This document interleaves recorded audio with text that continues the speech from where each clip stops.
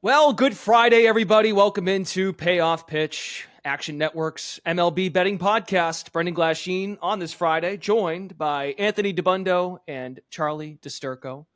We are here Mondays, Tuesdays, and Fridays. I know what you're thinking. Football's back, and we're gearing up for NFL, college football underway now. We're still here. We're going to be with you 3 days a week, Mondays, Tuesdays, and Fridays. Please rate, review, and subscribe to the podcast. Also, if you are watching on our video platform, YouTube, if you're watching on the Action Network YouTube page, throw us a like. Please subscribe as well. We realize we have an audience on the video side as well, so we appreciate you, however you found our podcast. Full slate to get to. 16 games today. Cubs and Reds are playing 2. The game is not at Wrigley, which disappointed me, Dabbundo, when I looked at the schedule this morning. The Cubs are in Cincinnati. First game starts just after 1 o'clock. So any angles there we will get to.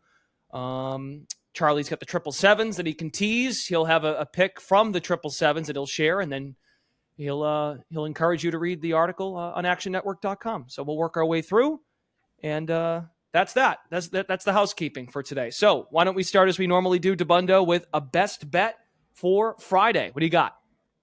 Yeah, I'm going to go with the Tigers and the White Sox over 8.5 runs, minus 115 or better in this one.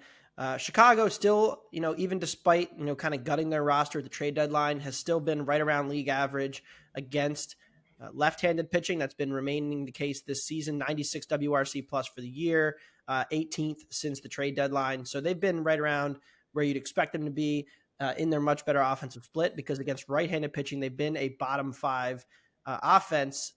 With that being said, there also is questions about how the Tigers get to 27 today. They used all of their bullpen yesterday and blowing the game and then going to win in extra innings against the Yankees. So all of their top high leverage arms are going to be, potentially pitching on back-to-back days, and it's already not a particularly deep bullpen to begin with. Touki Toussaint, I actually think he may be one of the worst starters that's still going right now. When you look at strikeout minus walk rate, 5%, that's among the league's worst amongst qualified starters with at least 50 innings pitched this season. He doesn't miss bats in the zone. So even though he has, the worst command of any pitcher pretty much that's starting in baseball, 16% walk rate, zone rate is 5% below league average, first pitch strike rate is 10%. If you're going to have that kind of command, you need to make up for it with really good stuff or with swing and miss potential. He doesn't really do that either. I mean, his zone contact rate is below league average too. So he is getting hit in the zone. He's not in the zone very often. And the Tigers have been pulling more fly balls in the last few months. And that's been the biggest difference for their offense, showing some signs of life. Their fly ball rate has gone up a little bit this season, and their pull rate has gone up. A lot of that has to do with Carpenter and Torkelson kind of taking a step forward as hitters this year and developing. So I do like the over in this game, 8.5 up to minus 115. Kerry is your guy. You will always find a way to mention Kerry. Keep calm and carry on. Oh, that's good. You just come up with that? I did right before the show. Oh, that's good. That's good. Look forward to that next Tuesday for Dinger Tuesday when you drop his name again and he homers on Wednesday. I'm sorry, Brendan. I don't know if you heard, but Dinger Tuesday is over. Oh, it is? You mentioned that there was a chance that would be over. Football season comes back and everybody pretends the other sports don't exist. That's very upsetting. Quick story on Touki Toussaint. I used to work in minor league baseball. I saw him pitch for the low A Braves. And of course, the Braves got this one right. They moved on from that guy. But the walk thing, I could have told you 6 years ago, or 7 years ago, that guy had a walk problem. But the Braves moved off him because the Braves are smart. But of all guys, Touki Toussaint, they were high on him. Way back when. And the walk rate is still an issue. 44 walks and 59 in the third innings. Not great. So I like it. And Eduardo Rodriguez is on the mound for the Tigers, but no bullpen for tonight. Charlie, hello. It's been a while since I've talked to you here on this podcast. Hope you're well. What's up? You got a total play as well for today. I do. Yes, I know. Last time I filled in for you, the time before that, I believe someone else was filling in for me. But I'm playing the under 7.5, I believe it is now. I got it at 8 at Milwaukee, Philadelphia. If you don't want to lay the 7.5, more than okay. With first 5 under 4. Freddie Peralta on the mound for Milwaukee. Zach Wheeler on the mound for Philadelphia. Both pitchers that have been lights out in the second half of the season when comparing their first to second half. Peralta, this second half, a 2.5 ERA. He's expected batting average right around that 200 mark. And he's in the top 10% of all pitchers in strikeout and whiff rate. We've seen plenty of gems from the right-hander this season, just absolutely dominant and electric stuff. And then he's drawing was against a matchup against Zach Wheeler, who right around that 3 mark is expected ERA. His second half ERA, 2.68, high chase rate, excellent command. These are 2 of the pitchers that I have looked to buy down the stretch here. I think both of them are going to be incredibly live come playoff time as well. Both in their positive splits. Milwaukee at home, Peralta pitches better at home versus Wheeler, who pitches better on the road. Milwaukee also, for what it's worth, 25th against right-handed pitching. This just sets up to be a great matchup. Both pitchers, I don't have any concerns about going deep into the game. I think they're both going to be able to pitch deeper, and I think once that happens, both back ends of the bullpens are more than dominant to close the door, despite what Kimbrel did the last time against the Angels a couple days ago. So I like the under 7.5. Also okay with under 4 over the first 5 innings here. I think we see a lower scoring game between 2 playoff hopefuls. All right. I will say over the first 5, it's not that bad. Usually around like elite pitchers, it's 3.5, 4, and this 4 is minus 105. So you get some good value. Just 1 run every inning, -1, right? I get it. No, I understand the play. I feel like I hear you. There are 3.5s from time to time. It just you don't get. This doesn't happen often. I feel like there's a plus money 3.5 out there in the market. So like the market is kind of been all over the place with these 2. But I know Dabbundo locked in 8 as well last night. It just sets up for a lower scoring affair, despite Philly hitting the crap out of the ball the last few weeks. Yeah, you can convince me that these 2 guys are top 15 pitchers on current form, and I wouldn't necessarily disagree. And I've been anti-Brewers. If you listen to this show and you follow me in the app or follow my betting, then you know that I've kind of been anti-Brewers. But the way that Burns, Woodruff, and Peralta have been pitching down the stretch run here, if they're able to continue that into the playoffs, they are a team that the proverbial team that no one will want to face. But especially look at like the Dodgers and the Phillies potentially in a short series, like. They're going to be able to shut down elite offenses because of their bullpen and their elite, front 3. So, in a long series, the lineup doesn't probably score enough, but in a short one, they can grind out some close wins because of how well Freddie's been pitching. Stuff's been way up and missing more bats in the zone as well. I do like the under there as well. 2 of the hottest teams going in baseball. The Brewers just had their win streak of 9 snapped, and the Phillies, they're getting annoying because this win total is becoming a sweat. The under 89.5, 88.5. They've got to play 500 ball the rest of the way. But as Dabbundo told me and eased my mind, despite the fact they finished with the Mets and the Pirates, their schedule before then, leading up to those 3 series, it's sort of difficult. But yeah, the Phillies, they're peaking at the time they were last year to make a run all the way to the World Series. Let's find out if we're going to fade the public today.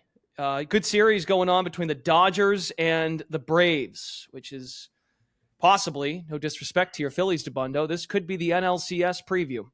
And tonight, Dodgers are dogs at home, and they're getting 85% of the bets, 79% of the cash. Fried is on the mound for Atlanta, and the Dodgers, who do the Dodgers send to the mound tonight? Urias is on the mound for the Dodgers. What say you, Dabbundo, on this one? Do you like Atlanta as a favorite, or are you with the people on the Dodgers? I'm against the people. I'm going with the Atlanta Braves in the first 5 innings only at minus 122. Max Fried has been a little bit up and down since coming back, but the stuff looks right about in line with what his career numbers are. He's never been an overpowering fastball guy. He relies on 2 really good secondary pitches, the curveball and the slider. The command has been pretty good since coming back. And so, when you look at the stuff plus and kind of where I project Fried, he's right around where he should be based on past history and what we know of him as a pitcher. Julio Urias has actually taken a step back this year, and we've talked about him on this show a little bit. He was typically like a 110 to 115 stuff plus guy. This year, he's been closer to about league average, 100 to 105. And that step back has manifested itself with more homers allowed, fewer ground balls, inducing less weak contact. And you have seen some regression from him as a pitcher. And I do think that that's real and more concerning than what we've seen from Fried, the occasional bad outing. So I do like Atlanta early here. Both teams used most of their high leverage relievers last night. Atlanta used Jimenez, and they also used Iglesias to close it, and Minter. Whereas the Dodgers were able to keep Phillips off from usage, but they did use Vesia and Gratterall. So they've used most of their top arms. And as this game gets into the bullpens, I actually do think it swings toward the Dodgers. But this is also an Atlanta lineup that has destroyed left-handed pitching all year. I still think the Dodgers lineup doesn't quite look as good against lefties as righties, and that's been borne out in the numbers over the course of a year, the last 2 years or so. So as elite as they are, and as good as Mookie and Freddie are at the top, I do like the Braves in the first 5 innings here. Hard to argue with that, considering, well, the Dodgers, too, these two teams are just juggernauts as it pertains to their offenses early in games. We've talked about this. Zerillo, it bothers Zerillo. It's really bothered him all year. And not just Zerillo, everybody, about how the Braves just are annoying when you try to fade them and they score 3 runs in the first inning. And the Dodgers have been doing that as of late as well. What say you, Charlie DiSturco, about this matchup, playoff appetizer here, Braves and Dodgers? Yeah, I kind of echo similar sentiment to Anthony on the front of Urias and not buying him totally. I mean, when you look at just how he performs as all the metrics across the board, he's kind of around average in just about every single one, minus command and his walks. He is in the bottom 25% around in ground ball rate, so the ball should be kind of flying against a Braves lineup that we keep talking about how much of a juggernaut they are, and I lean the Braves. I like Max Fried. I think that he is the better starting pitcher here. I think that Urias is overrated in general in the market, though he has been better as of late. So I lean Atlanta. No official play. I may hop aboard with Dabbundo over the first 5 to take out these bullpens, because we saw last night that bullpens can get things mixy. But yeah, Atlanta is my lean, if any.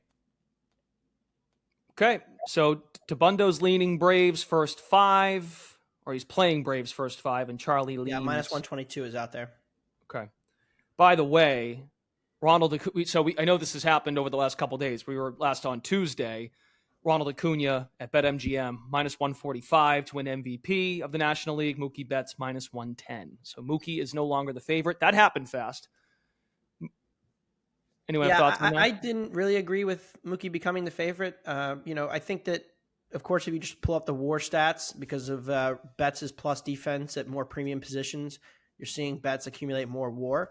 But the fact that the Braves have been the front runners for so long, and Acuna has put up this historic season, he hit 30 homers, 60 steals last night. Yep. As good as Mookie has been, I still think Acuna should be the clear favorite, especially if the Braves win this series. If the Dodgers were to have won the series or turned this race and gotten the 1 seed, then you can see the narrative developing where it's okay. Yeah, Mookie Betts got insane in the last 2/3 of the season and carried the Dodgers to the 1 seed over the Atlanta juggernaut. But if Atlanta holds them off, which it looks like they will, they're probably going to give it to Acuna just because he's been the favorite most of the season. And it's not like he's fallen off. It's just that Betts has caught up in the WAR stats. So is Acuna still playable at minus 145, or is it one of those, is the value not there? Given the fact that you guys are fading Urias tonight.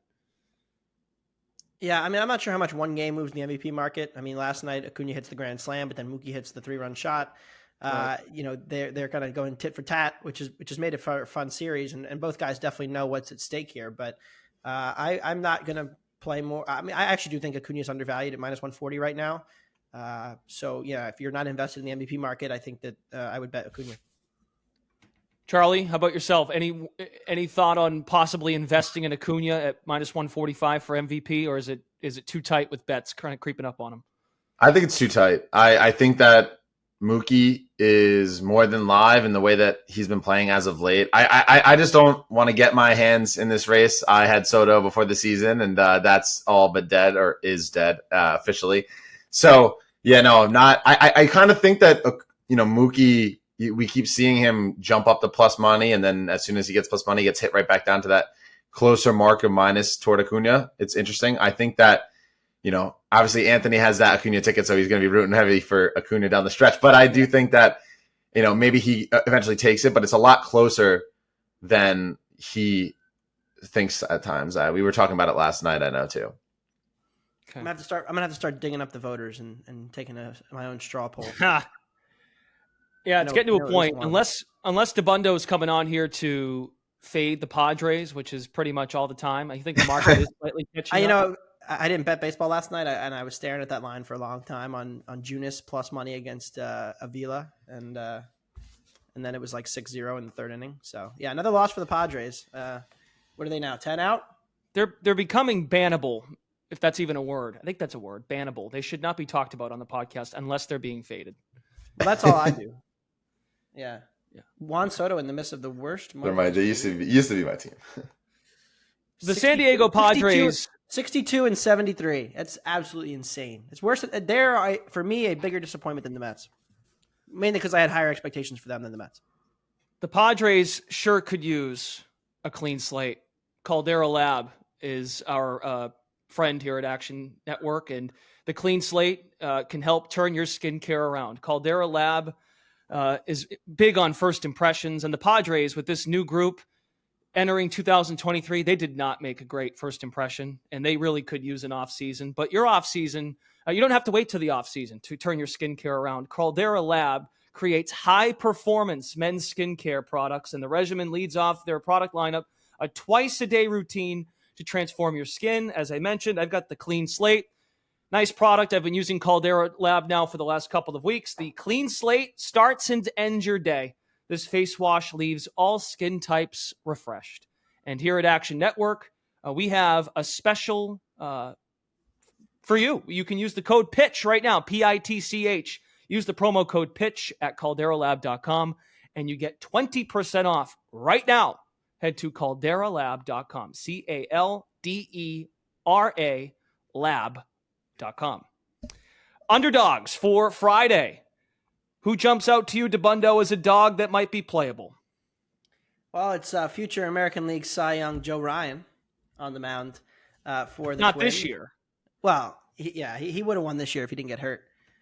Because I am now of the belief that Joe Ryan was pitching hurt for part of the season, and when he got absolutely destroyed repeatedly. And if you look at the numbers, it's kind of backed up. You know, we had talked about Ryan at the beginning of the year and said he has 3 pitches with a 110 stuff plus or better. Then as the season progressed, he lost ride on that fastball. I think the first start where I was like, okay, what's going on here? I bet him against the Braves, and he gave up 4 homers in the first 2 innings. And the fastball did not have much ride on it, and the splitter lost drop. Well, that was evident in the profile, and now, you know, Ryan went on the injured list after giving up 7 runs to St. Louis. He came back, and in his last start against Texas, he had 2 extra inches of horizontal break on the fastball, another inch of vertical break. The splitter, 3 inches of vertical break compared to yearly average. And the spin rates on all of his pitches were up, including the sweeper. So Ryan looked rejuvenated from that time off and looked healthy again. And so I think the market is actually short on him. Here we go again, Joe Ryan bets, because of the market pricing in, you know, those awful starts that he had. Whereas I think that was clearly the result of injury, and that he's undervalued now at plus 135 at BetMGM against Texas and Max Scherzer. Mm-hmm. Any thoughts on Scherzer? Where is there a possible angle on fading Scherzer while backing Ryan? I think Scherzer's been fine. You know, you look at his underlying profile, like, yes, the strikeout rate is not what it was, and the fastball velocity is not what it was, but I think the market's like accurately downgraded him. I don't think this is necessarily a fade against Scherzer. This is more of a bet on Ryan, saying that the Joe Ryan we saw for a month, who couldn't get anybody out and kept giving up homers, is, you know, the home run problem will still exist, I think, but it won't be to the level that we saw for that 1 month when he ran really bad and was clearly hurt. Charlie, underdog for Friday. You're backing your hometown Yankees. They're kind of it's the Tigers. I get that, but they're starting there's a little life here in the Yankees since Aaron Boone just can't seem to get this team act together. Did you just call my hometown Yankees, not the Mets? What are we doing here, Brendan? Oh, sorry. Is there any Yankee fan that Charlie's works this hometown company? Padres? Hopefully not. No, I do think the Yankees have some life here against the Astros. Well, what's more overpriced than anything in the Astros in the open market right now? They're on that win streak. They're red hot, and the Yankees are the talk of the town as far as being a disaster. And so I'm not going to sit here and defend Carlos Rodon. I'm not going to sit here and say, you know, the Yankees are going to dominate this game, but I do think that there's value on them, and this plus 170 number is pretty outrageous, and there's a ton of value on backing the Bronx Bombers here. They're calling up all their prospects. They're going to be playing a super young lineup, and I think that kind of gives the team life more so than anything, especially, in a lost season where, veterans can kind of get down on themselves, and really you could see, like, even with the Mets, like, the life is gone from most of their veterans, not like a guy like DJ Stewart who's playing for jobs. Now these young guys are coming up, pairing around Aaron Judge. I think that they're undervalued here. Rodon, as bad as he's been over the last 30 days, he does have 119 stuff plus and a 99 location plus. So he's right around a slightly above average pitcher over the last month, even though the results haven't fully showed. The last couple starts he's been solid. And then Verlander, you look at Verlander compared to Rodon over the last 30 days, he has a worse stuff plus, a 108, and then a slightly better location plus, 104. But Verlander also a negative regression candidate, or has been, I guess, a bit fortunate this season and last. We were fading him toward the end of last year. This year, he has a 3.5 expected ERA, a 4.6 xFIP. So there's some regression to be had for him. He has a 36.5 ground ball rate, but his home run to fly ball rate is only 7%. So he's getting the ball in the air. He's just not getting bit by the long ball. His strikeouts down, about 7% to his career average. His walks are up. He's not getting as many swings and misses. So I think that there presents some value here on the Yankees. I think they're more than live. Verlander, as good as he's been, since joining the Astros, there's opportunity to fade him here. He's been pretty untouchable in the second half. But at plus 170, I think that this is a perfect time to fade Verlander in a letdown spot with the red-hot Astros facing a young Yankees team that will have Dominguez and Wells in the lineup on Friday night. Certainly Josh Donaldson, gone. Harrison Bader, gone. Pretty weird week for the Yankees. But, yeah, I mean, Dabbundo, I'm not sure you were there. No, it was Tanner. Tanner McGrath filled in for you Tuesday. Zerillo said this on Tuesday. The Yankees, it's looking like the Yankees are going to be the only team in the American League East not to cash their win total over this year. Well, injuries and in a very old veteran roster, there's a lot of risk in that. We've seen that with the Yankees and the Mets, and here we are. They're in last place, 4 games under. They might get to 500, but I wouldn't bet on it. Okay. All right, final bets before we go. I knew when we led the show with the fact that there's a doubleheader, Cubs-Reds, I figured, well, wait a minute. The Cubs aren't home. We don't get the Cubs system play today at Wrigley. But, of course, Dabbundo is coming back on the Cubs. Game 1 of the doubleheader. As I said off the top, it's a 1:10 first pitch. Why the Cubs, Dabbundo, in that first game? Going against Graham Ashcraft, which is a little bit sacrilegious. It is. As a stuff person, I love Ashcraft and do think that the strikeouts will come, but it's going to take some kind of a new pitch or a tweak in the arsenal to get more strikeouts, I think, because the swinging strike rate is not great. It's below league average. And as good as the cutter slider are, he is not getting enough whiffs to warrant, the stuff to line up with the stuff that we've seen. Now, the question is, because he's not getting a lot of strikeouts, that puts a lot more pressure on the defense. And there is a huge, huge, huge defensive edge for the Cubs in this game, because with the infield that they're playing, the lineup is out for game 1. Bellinger at first, Herner at second, Madrigal at third, Swanson at short. That is the best defensive infield in baseball by a pretty wide margin. When you look at outs above average, all 4 of those guys rate well above average in the top 30, 40 defenders in the whole league. Tauchman's fine in center as well. Suzuki's plus and right. So the Cubs with Wicks on the mound are going to allow balls in play to this Reds lineup. And the Reds with Ashcraft are going to have a lot of balls in play against this Cub defense. But the Reds defense projects well below league average. De La Cruz has been a plus at short or / third when he's played there. But the rest of this infield has not been up to snuff. And I think there's some real question marks about how good they're going to be defensively. And that's one of the main reasons Ashcraft has had his blowups. So I think you have a huge defensive edge for the Cubs here, huge lineup edge too. We haven't talked about the Reds enough in the last month of the season. They are a bottom 5 offense, and they are second highest strikeout rate behind only Colorado.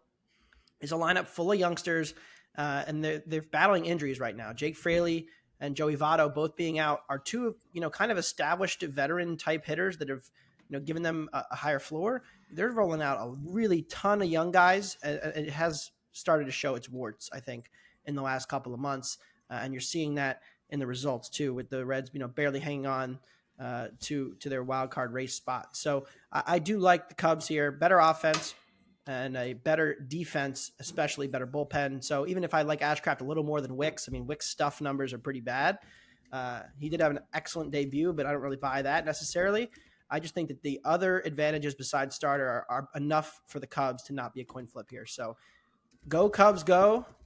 We are 3 games out of Milwaukee. It's going to be very tight. Probably come down to the last weekend where the Cubs go to Milwaukee for 3 games. It could be a fun series. No temptation to go run line?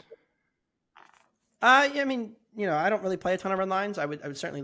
It's the Cubs. That's why I'm asking. They're not in Wrigley with the wind blowing out on a warm day in the summer. So, unfortunately, just a money line for me, -112 out there. Okay. All right, Charlie, 777s. Are you going to give one or all of them?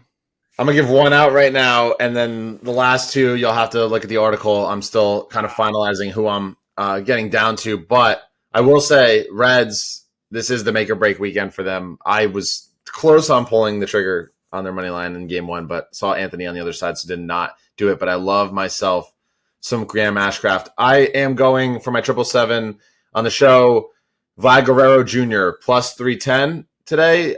Blue Jays are playing the Rockies at Coors Field, so it's a hitter's paradise. And another hitter's paradise is on the mound, and that's Chris Flexen, once an Action Network darling.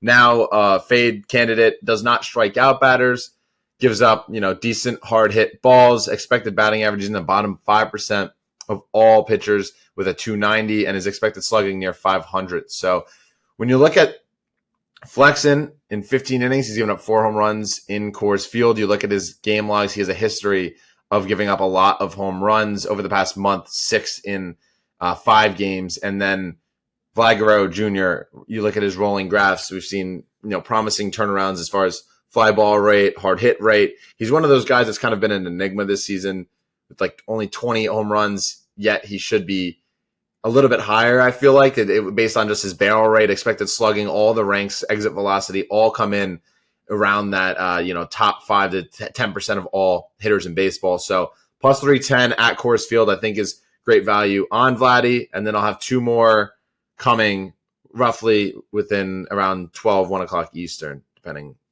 on when I finish. All right. Check the Action app for that. Also the article, actionnetwork.com. Where's the Reds hat? Is it missing? It's hiding after the last couple series against the D-backs and the Giants. It's hiding right next to LED. We'll bring it back out if they can win the series against the Cubs. And I will say, we did on Wednesday when Sean Murphy sat, 777s did quote unquote sweep with 2, so it was a 13-1 payout, which was nice. Charlie's hiding his Reds hat right next to Ellie De La Cruz's hits in the second half of the season. Nah. Oh. Did you hear that, Charlie? He mentioned Ellie De La Cruz's hits in the second half of the season. That's where it's he doesn't shut the hell up about the amount of times Ellie De La Cruz strikes out or hits in our group chats, and I'm sick of it. And this weekend, when the Reds sweep the Cubs, I'll be the one laughing when Ellie hits 4 home runs in 4 games. It's not just Charlie. All of baseball decided he was the greatest thing that's ever happened to the sport, and he's hitting 244 with a 297 OVP this year, and he's going to be great, but not this minute. So, well, next year maybe I'll have to buy the post-hype Ellie De La Cruz breakout. I'll be in on Ellie next year, maybe. You two can take this offline, and we can send people off on their holiday weekends here. I will say the Ellie De La Cruz Ohtani moment last week was pretty cool. That was neat. He poked him on the shoulder. Didn't think he was real. Yeah. That was cool. But you're still Carroll was trying to get an inside the park home run, and De La Cruz did a 100-mile-an-hour missile and threw him out. It was fine. All right, you all have a great weekend. Thanks for tuning in to Payoff Pitch, Action Network's MLB betting podcast. For Dabbundo and DiSturco, Brendan Glasheen saying goodbye. Have a great weekend. We'll see you.